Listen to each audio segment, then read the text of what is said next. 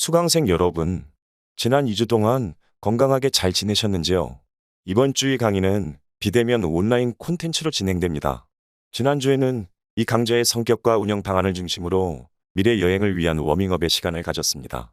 그리고 후반부의 토론 시간에는 인류의 75%가 약점으로 가지고 있는 수줍음에 관한 자가 진단을 해보았습니다.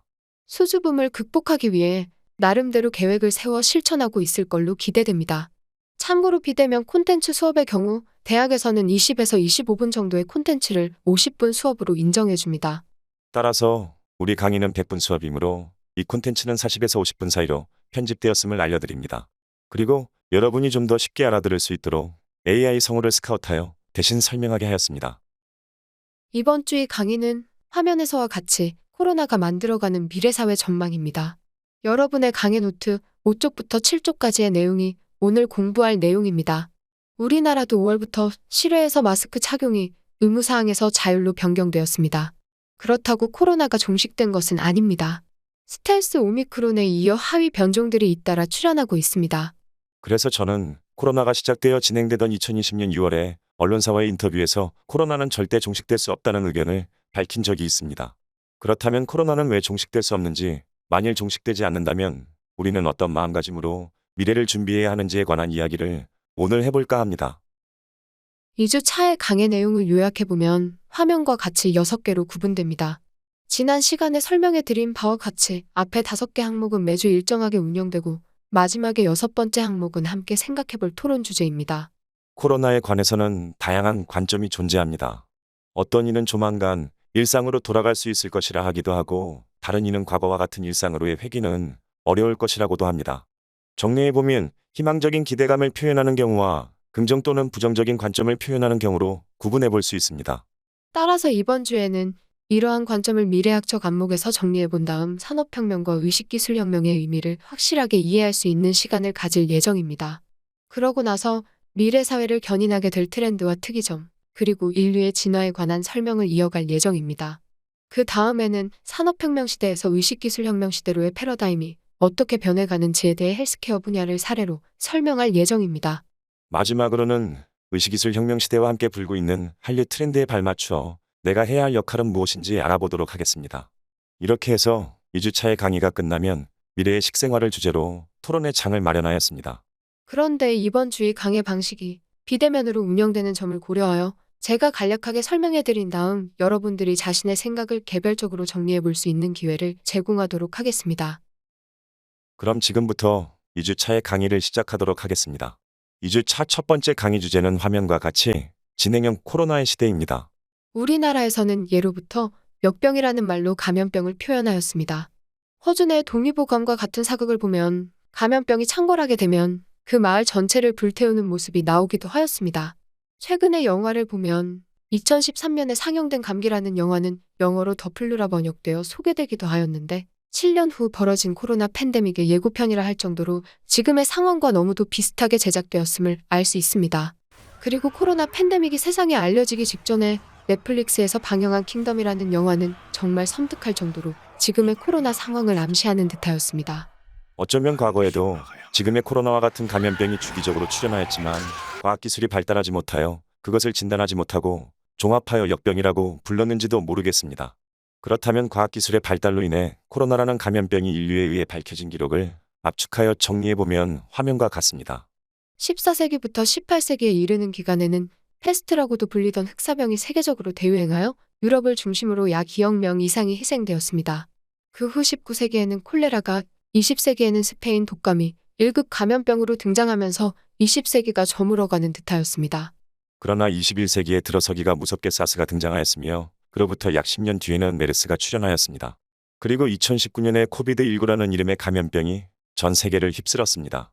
20세기까지의 흑사병이나 콜레라, 그리고 스페인 독감과 같은 감염병까지는 인류가 정확하게 진단하지 못하였지만 21세기의 사스나 메르스 그리고 코비드19는 인류가 정확하게 진단하고 과학적으로 대응하기 시작하였습니다. 여기에서 중요한 것은 사스와 메르스 그리고 코비드19가 모두 코로나 바이러스라는 점입니다. 2003년에 발병된 사스에 대한 안정적인 백신이 아직 개발되지 않았습니다. 그뿐만 아니라 2015년에 발병한 메르스의 안정적인 백신 또한 지금까지 개발되지 못하고 있습니다. 발병한 지 20년이 다 되어가는 사스에 대한 안정적인 치료제나 백신을 마련하지 못한 인류의 과학기술이 발병한 지 채 3년도 되지 않은 코로나의 치료제와 백신을 마련하여 코로나를 종식시킨다는 것은 단지 우리의 바람일지도 모릅니다. 어쩌면 우리는 시간이 가면 갈수록 새로운 감염병의 위협을 받게 될지도 모릅니다. 달리 표현하면 과학기술의 발달에 따라 그전에는 발견하지 못하고 단지 역병처럼 취급하던 감염병을 인류가 인지하게 되었다는 표현이 더 적절할 수도 있습니다. 예를 들어보면 눈에 보이는 모기와 바퀴벌레는 지구 생태계에서 그렇게 중요한 역할을 하지 못하면서도 인류의 건강에 매우 위협적인 것들입니다. 어쩌면 이들을 박멸할 수 있는 방법이나 약을 개발한다면 세계적인 재벌이 되거나 노벨 평화상 또는 과학상을 수상할 수 있을 것으로 보입니다. 하지만 지금까지 그 누구도 이 문제를 해결하지 못하고 있습니다. 정리해보면 눈에 보이는 이러한 것들도 박멸하지 못하고 있는데 눈에 보이지도 않는 코로나를 박멸한다는 것은 현재로서는 거의 불가능에 가깝다고 할 수 있습니다. 그렇다면 인류는 코로나를 어떻게 대처해야 할까요? 미래학자인 저로서는 더불어 살아가는 전략을 제시하고 싶습니다. 다시 말하면 개개인의 신체 면역력을 높이는 활동을 통해 이를 극복해 나갈 필요가 있다고 정리해 볼 수 있습니다. 이것을 유럽에서는 집단 면역이라고 부르고 있습니다. 그래서 저는 2020년 5월부터 포스트 코로나라는 말 대신 컨티뉴어스 코로나라는 표현을 사용하였습니다. 왜냐하면 포스트라는 단어에는 종식시킨다, 박멸한다는 의미로도 해석될 수 있기 때문입니다. 반면 컨티뉴어스는 더불어 함께 살아간다는 의미로 풀이될 수 있습니다. 다행스럽게도 보건사회 분야에서는 포스트라는 단어 대신 컨티뉴어스라는 단어에 더 가까운 위드라는 단어를 코로나와 함께 사용하기 시작하였습니다. 아무것도 아닌 것 같지만 우리가 사용하는 단어 하나가 개인과 사회 그리고 국가에 미치는 영향은 상당합니다. 만일 포스트라는 단어를 사용하면서 희망 회로를 돌리고 있는데 코로나가 종식되지 않으면 사회는 패닉 상태에 빠져들 수 있습니다. 반면 더불어 살아가는 개념의 컨티뉴어스나 위드의 개념을 사용할 경우 지금은 다소 절망적일지 모르지만 미래로 갈수록 인류는 차분하게 대응하면서 생존 전략을 만들어갈 수 있기 때문입니다. 어쩌면 코비드19보다 더 센 녀석이 등장하더라도 아니 인류의 과학기술 능력이 새롭게 알아내게 되더라도 당황하지 않으면서 더불어 살아갈 수 있는 마음 자세가 지금은 더 필요한 시대가 아닐까 하는 생각을 해보면서 이번 슬라이드의 설명을 마무리할까 합니다. 이번에는 코로나에 대한 다양한 관점에 대해 알아보도록 하겠습니다. 1800년대에 10억 명이던 지구촌 인구는 1950년에 30억 명으로 증가하였으며 2022년 현재 지구상에는 약 80억 명의 인류가 함께 살아가고 있습니다. 이런 추세로 인구가 증가한다면 얼마 가지 않아 지구촌에는 100억 명 이상의 인류가 살게 됩니다. 그렇다면 여러분께 질문 하나 드리도록 하겠습니다. 지구 생태계가 유지될 수 있는 최적의 인구는 몇 명 정도라고 생각합니까?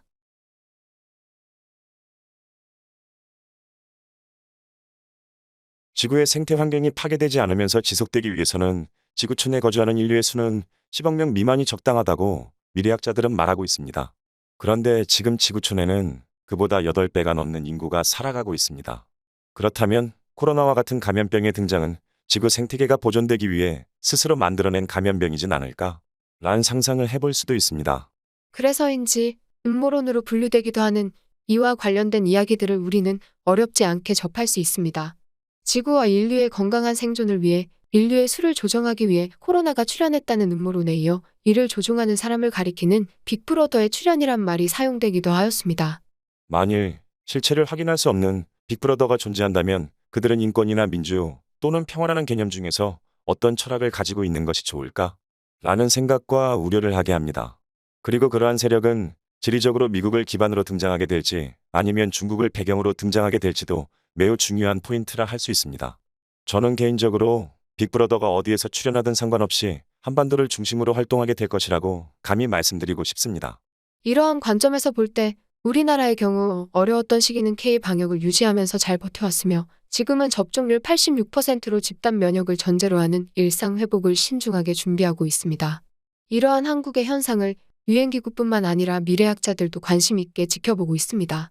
왜냐하면 감염병으로부터 인류를 보호할 수 있는 최적의 요건을 갖추고 있는 몇 안 되는 나라 중에 한국이 포함되어 있기 때문입니다. 이번에는 의식기술혁명과 산업혁명은 어떻게 다르고 인류의 미래를 의식기술혁명의 시대라고 하는 이유에 대해 알아보도록 하겠습니다. 앞에서도 설명하였듯이 제1차, 제2차, 제3차 산업혁명이 일어났던 1999년까지의 시기를 미래학자들은 산업혁명의 시대라고 부릅니다. 그리고 2020년 이후부터는 제4차 산업혁명의 시대가 시작되었다고들 말합니다. 물론 그 사이에 끼어있는 20년은 전환기쯤으로 생각하면 무리가 없을 것으로 보입니다. 화면에서는 2020년 이후의 미래 사회를 제4차 산업혁명의 시대라는 말 대신 의식기술혁명의 시대라는 말로 표현하고 있습니다.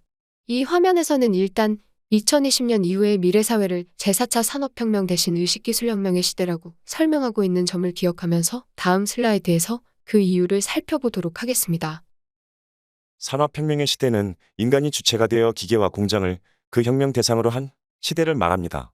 이러한 연유로 교육은 새롭게 만들어진 기계를 작동하고 공장을 운영하는 데 필요한 지식과 기능을 습득하는 데 초점을 맞추었습니다. 그리고 그 대상은 자연스럽게 청소년들이었습니다. 반면 2020년 이후에 전개되는 의식기술혁명의 시대에는 사람 대신 기계지능을 탑재한 로봇이 주체가 되어 제4차 산업혁명을 주도하게 되기 때문에 인간은 20세기에 비해 많은 일을 하지 않으면서도 풍요로운 생활을 할 수 있게 됩니다. 일하는 시간보다 일하지 않는 시간이 점점 더 많아지는 인류의 미래에는 어떤 혁명이 필요할까요? 산업혁명의 시대보다 일은 적게 하면서 수명이 늘어난 인류에게 가장 무서운 것은 세대 간의 갈등입니다. 그것을 제너레이션 갭이라고도 부릅니다. 이러한 현상을 설명하기 위해 앞에서는 인류 버전 1.0, 2.0, 3.0을 소개하였습니다.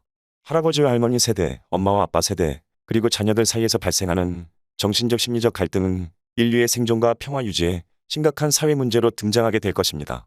예를 들자면 나이가 들어갈수록 나 어렸을 적에는 이라는 표현을 많이 사용한다고 합니다. 산업혁명 시대를 살아오면서 습득한 경험과 지식의 틀을 고집하면서 이 나이에 내가 뭘 더 공부해야 하나라는 생각으로 살아간다면 그 사람의 미래는 정말 외롭고 힘든 시간의 연속이 될 것입니다. 그런데 더 심각한 것은 그동안 살아오면서 만들어진 자신의 행동이나 습관을 스스로 수정해 나가는 것은 매우 어렵습니다. 따라서 과거에 습득한 행동이나 습관 중에서 변화가 필요한 부분을 합리적으로 찾아내어 미래에 걸맞게 수정해 나가도록 해주는 것을 저는 의식성형이라고 이름 붙여보았습니다.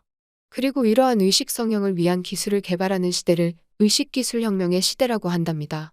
따라서 의식기술혁명의 시대에는 과거 산업혁명 시대에 인류가 수행해왔던 일들은 단계적으로 로봇이 대신하게 되고 인류는 의식성형을 위한 노력에 집중하게 될 것입니다. 그래서 이 시기에는 더 이상 기계나 공장과 같은 물질계가 아닌 인간의 정신계가 인류 주도적인 혁명의 대상으로 자리 잡게 될 것입니다. 그러므로 교육의 대상 또한 청소년에서 성인으로 전환될 것으로 보입니다. 산업혁명 시대의 교육은 성실하고 책임감 있는 계미형 인재상을 추구하였다면 의식기술혁명의 시대에는 자기 인생을 즐길 줄 아는 배짱이형 인재상이 대세가 될 것으로 보입니다.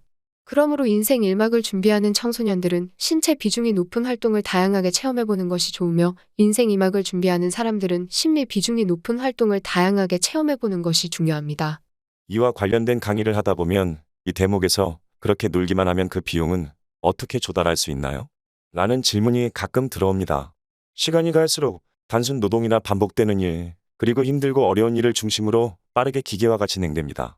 사람을 고용하면 하루에 8시간 이상 일하지 못하도록 합니다. 그리고 시간대에 따라 효율이 떨어집니다. 반면 기계는 전기 에너지만 충분히 공급해주고 관리해주면 24시간 내내 불평하지 않으면서 효율적으로 일합니다. 이들에게는 주말의 개념도 없습니다. 따라서 고장만 나지 않는다면 365일 동안 24시간 내내 일할 수 있습니다.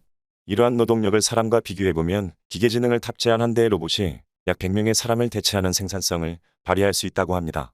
그것도 매우 저렴한 비용으로 말입니다. 그러므로 시간이 갈수록 인류는 일하지 않아도 먹고 사는데 아무런 지장이 없게 됩니다. 단, 전제 조건은 로봇이 생산한 잉여 가치를 투명하게 관리하면서 공평하게 분배하는 정부 시스템을 어떻게 만들어 가느냐가 관건일 따름입니다. 얼마 전까지만 해도 토요일은 8시간의 절반에 해당하는 4시간만 일한다는 의미에서 반공일이라 부르기도 하였습니다. 하지만 지금은 토요일에 일하지 않습니다.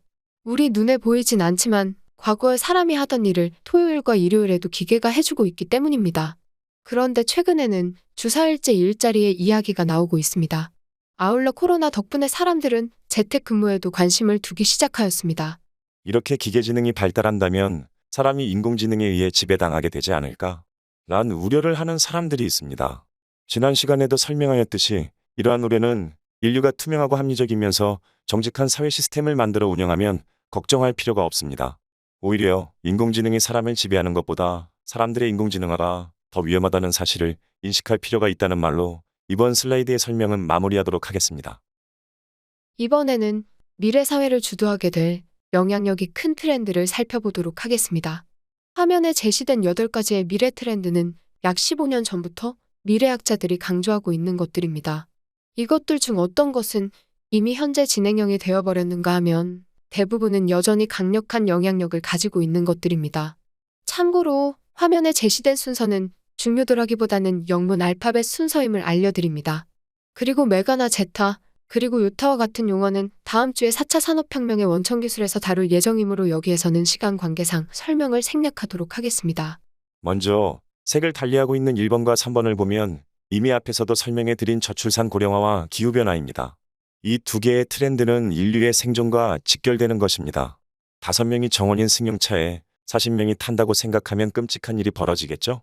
두 번째의 블렌딩은 오늘날 다문화 사회로 표현되고 있습니다. 교육에서는 창의성을 개발하기 위해 융합교육이라는 말로도 활용되고 있습니다. 네 번째의 과학기술은 다음 주에 집중적으로 설명하기로 하고 5번째의 교육은 미래로 갈수록 중요해집니다. 그런데 청소년들을 대상으로 하는 지금의 학교 교육이 아닌 성인을 대상으로 하는 평생학습의 관점에서 교육의 사회적인 영향력이 커진다는 의미로 기억해두길 바랍니다. 참고로 청소년들의 교육 기간도 지금보다 더 길어지게 됩니다. 따라서 고등학교까지가 의무교육이었던 것이 대학으로 연장될 수도 있고 다른 형태의 교육 프로그램이 고등학교와 대학 사이에 생길 수도 있습니다. 교육 분야에서 일하고 있는 사람들을 대상으로 하는 강연에서 미래에는 지금의 교사 중 약 70% 정도가 길거리로 내몰릴 수도 있다.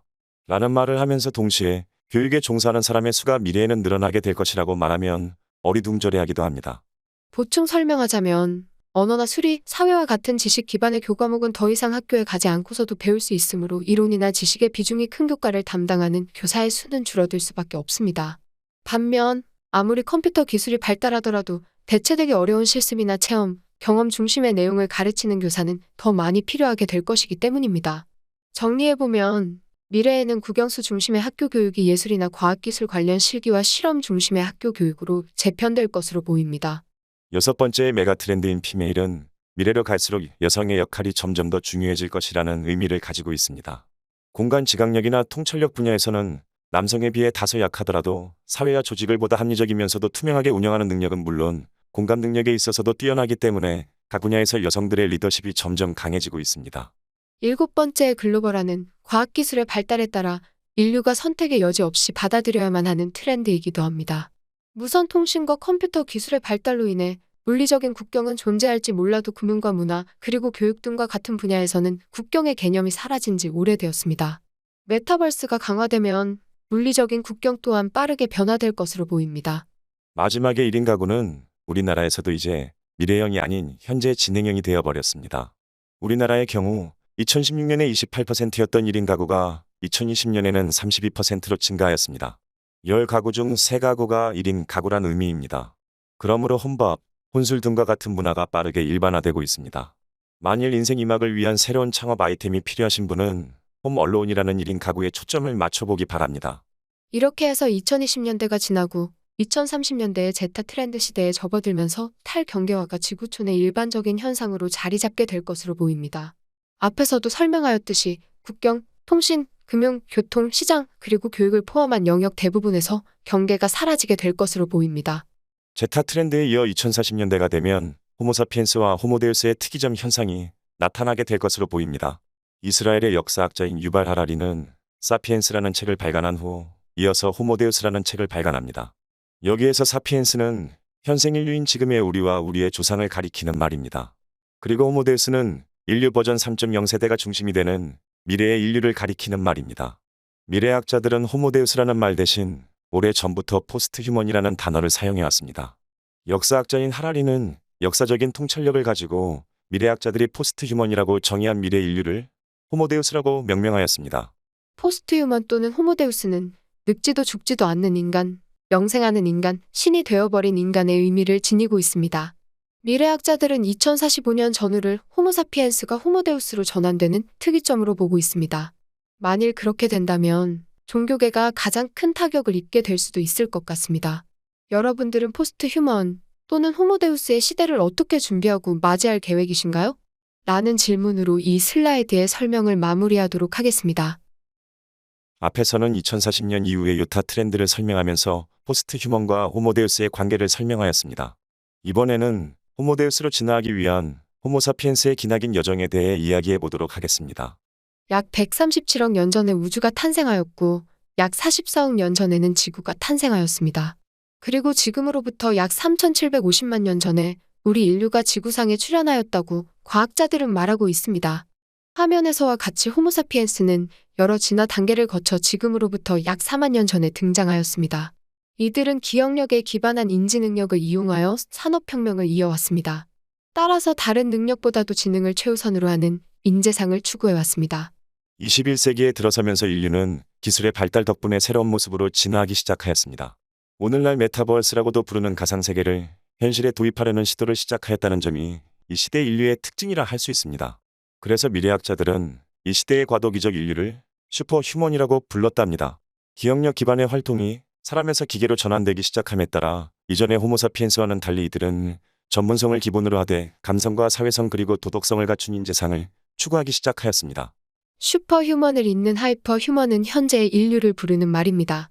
이들은 슈퍼휴먼을 기본으로 하되 긍정적인 사고와 유머 감각, 타인에 대한 배려와 환경 및 사회 친화력 등과 같이 기계로 대체되기 어려운 인간성을 인재상으로 추구합니다. 저는 이 강좌에서 이러한 특징을 소프트 스킬이라 정의합니다. 그리고 앞 시간에 잠깐 소개하기도 하였습니다.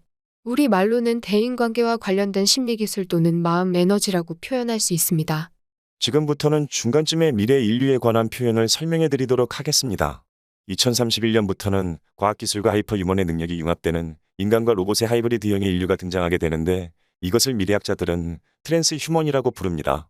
만일 사람의 몸을 중심으로 하면서 인공장기나 감각기관 그리고 운동기관이 결합되는 형태를 사람에 가까운 트랜스 휴먼이라 합니다. 반면 기계를 중심으로 사람의 장기와 감각기관 그리고 운동기관이 결합되는 형태를 로봇에 가까운 트랜스 휴먼이라고 합니다.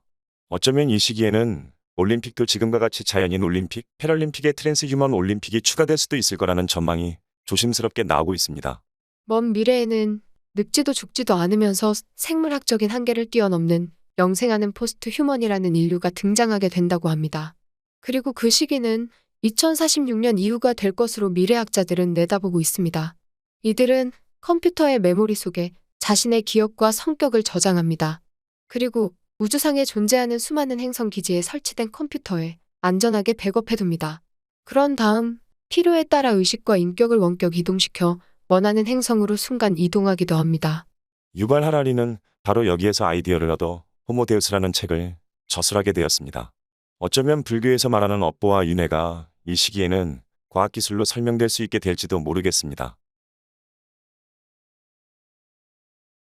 이번에는 산업혁명 시대와 의식기술혁명 시대에는 우리의 삶이 어떻게 변하는지 헬스케어 분야를 예로 들어 알아보도록 하겠습니다.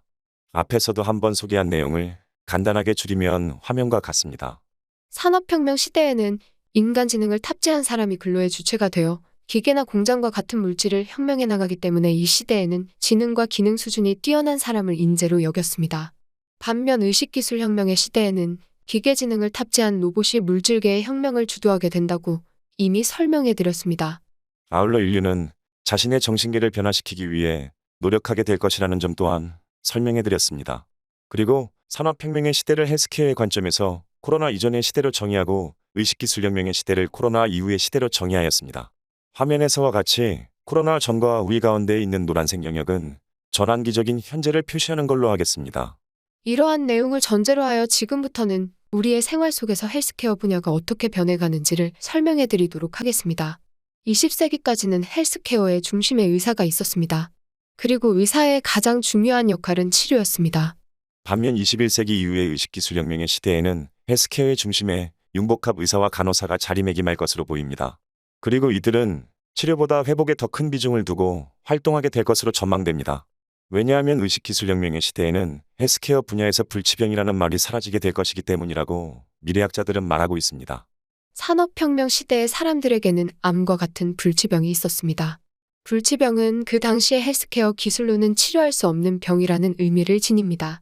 그래서 이 시기에는 치료하느냐 못하느냐에 세상에 관심이 집중될 수밖에 없었고 이러한 연유로 의사가 헬스케어의 중심에 있을 수밖에 없었습니다. 그리고 예기치 않은 사고로 인해 신체 일부가 훼손된 사람들은 평생을 불구의 몸으로 살아야만 했습니다. 하지만 의식기술혁명의 시대에는 인류의 의료기술로 치료할 수 없는 병이 사라지게 됩니다. 그리고 불의의 사고로 몸 일부가 훼손되었더라도 인공장기를 이용하여 사고 이전과 차이 없이 생활할 수 있도록 치료할 수 있게 됩니다. 따라서 이 시기에는 얼마나 빨리 그 전의 모습으로 회복되는가에 더 많은 관심을 두게 되는데, 이것을 한마디로 회복이라 할 수 있습니다. 그런데 불의의 사고로 몸이 심하게 훼손되었을 경우에도 의식과 감정의 트랜스퍼링을 통해 새로 양육된 건강한 몸을 가지고 생활하게 될 날도 얼마 남지 않았습니다. 정리해보면 헬스케어 분야에서는 불치병이라는 단어가 더 이상 중요하게 다루어지지 않게 될 것이기 때문에 치료보다는 쾌적한 재활과 회복을 중심으로 일자리가 많이 생겨나게 될 것으로 보입니다. 이미 이러한 현상은 빅데이터로도 확인되고 있습니다. 예를 들자면 미국의 인기 일자리 목록을 분석해보면 너스 프랙티셔너라는 일자리가 눈에 띕니다. 이것은 우리말로 전문 간호사라 할 수 있습니다. 좀 더 구체적으로 설명하자면 이들은 독자적으로 의료기관을 설립하여 운영할 수도 있는 간호사들입니다. 이 일자리에 관심이 있는 분께서는 US 뉴스에서 검색해보기 바랍니다. 이 일자리는 2022년도에 헬스케어 분야에서 인기 순위 1위에 올랐으며 융복합 일자리에서도 2위를 차지하였습니다. 그리고 미국의 인기 직업 종합 순위에서도 2위를 차지할 정도로 인기가 높을 뿐만 아니라 수요가 폭증하고 있습니다. 또 다른 예로 피지션 어시스턴트를 들 수 있습니다. 이것을 저는 우리말로 준의사라 표현합니다.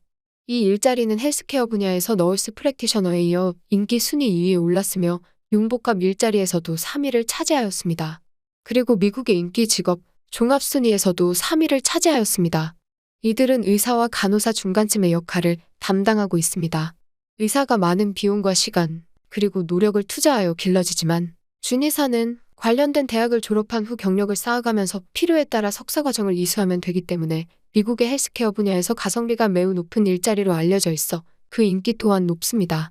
의사들은 개업한 후 병원을 차리면서 은행으로부터 융자한 돈을 갚는 데만 10년 이상 걸린다고 합니다. 그리고 진료가 끝난 후에도 전문 간호사나 준의사는 퇴근과 함께 업무로부터 해방될 수 있지만, 의사는 환자들의 자료를 검토하고 내일 예약된 환자들의 상태와 자료를 미리 분석해 두어야 합니다. 아울러 재정 문제나 함께 일하는 의료인들의 근무 상태와 급여 관리까지 해야 합니다. 그래서 사회의 수준이 높아질수록, 과학기술이 발달할수록 의사보다는 전문 간호사나 준의사의 수요가 늘어나는 것은 너무도 당연한 트렌드가 아닐까 하는 생각을 해봅니다. 정리해보면 전문 간호사나 준의사는 환자의 재활과 회복에 더 큰 비중을 두고 활동하는 일자리인 반면, 의사는 환자의 치료에 중점을 두는 일자리라는 관점에서 헬스케어 분야의 미래 일자리 트렌드를 여러분의 마음속에 정리해보기 바랍니다. 그리고 자녀나 주변 청소년들의 진로를 안내해주는 과정에서도 이러한 트렌드를 참고하여 이끌어준다면 청소년들이 좀 더 미래지향적이고 희망적인 학창시절을 보낼 수 있지 않을까 하는 생각을 해봅니다. 이번 주의 강의 주제는 코로나가 만들어가는 미래 사회 전망입니다. 그래서 이번에는 지구촌의 관점에서 한류에 관한 이야기를 해보도록 하겠습니다. 앞에서도 설명하였듯이 20세기까지의 산업혁명 시대는 인류가 코로나를 인지하지 못한 시기로 설정하고, 그 이후부터 2050년 이전까지는 코로나와 함께 살아가는 시기로 설정하였습니다. 그리고 2050년 이후부터는 코로나와 같은 감염병이 발생하더라도 별 신경 쓰지 않고 살아가는 시기로 설정하였습니다. 정리해보면 현재를 기준으로 그 이전에는 이 지구촌이 약 245개의 국가가 독립적으로 운영되어 왔습니다. 그러나 과학기술 문명이 빠르게 발달하고 있는 오늘날에는 245개의 국가 공동체가 8개의 경제 블록으로 재편되어 운영될 것이라고 합니다. 아메리카 대륙에는 북미, 중미, 남미의 3개 공동체가 형성되어 경제 활동이 이루어지게 됩니다. 유럽과 아프리카 지역에서는 유럽, 아프리카, 그리고 서남아시아라는 3개 공동체가 형성되어 경제 활동을 하게 됩니다. 마지막으로 아시아에서는 호주를 비롯한 아시아의 10개 국가가 공동체를 형성하여 경제 활동을 하게 되고, 나머지 한국과 일본 그리고 중국의 3개 나라가 동북아 공동체를 형성하여 경제 활동을 하게 될 것이라는 게 미래학자들이 제시하고 있는 시나리오입니다. 참고로 우리나라가 포함된 동북아 경제 블록을 미래학자들은 친이라고 부릅니다. 이것은 일본의 영어 명칭인 재팬과 한국의 코리아, 그리고 중국의 차이나를 합성한 단어입니다. 그런데 2050년 이후가 되면 8개의 경제 공동체가 다시 3개의 문화 공동체에 묶일 수 있다고 합니다.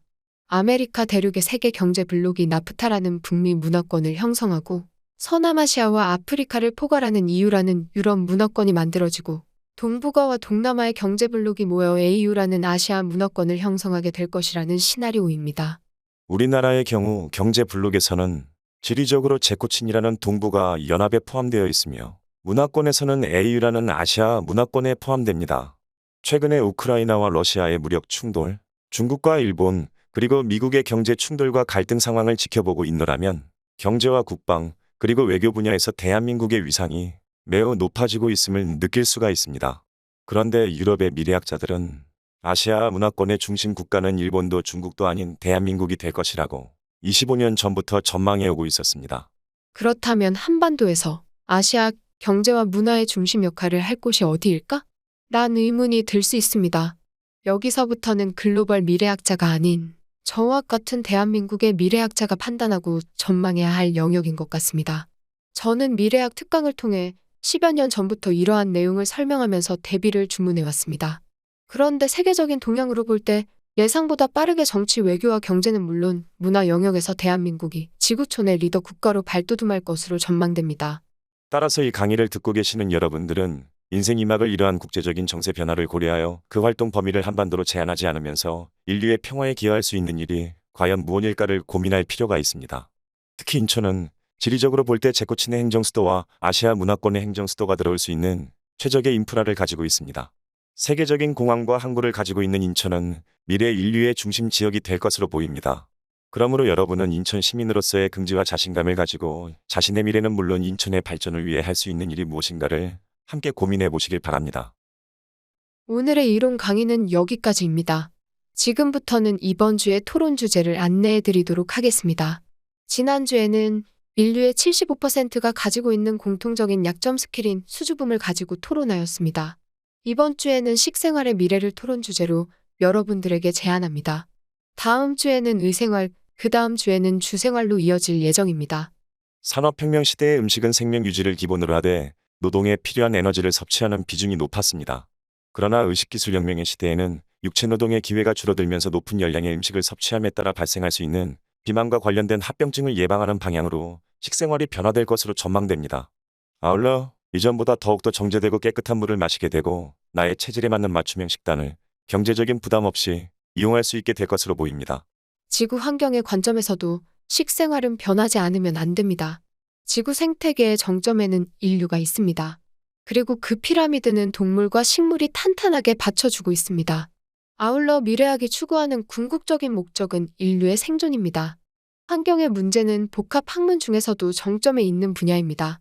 그러므로 환경의 범위를 어떻게 정하느냐에 따라 문제를 바라보는 시각이 바뀔 수 있고 해결 방안 또한 달라질 수 있습니다.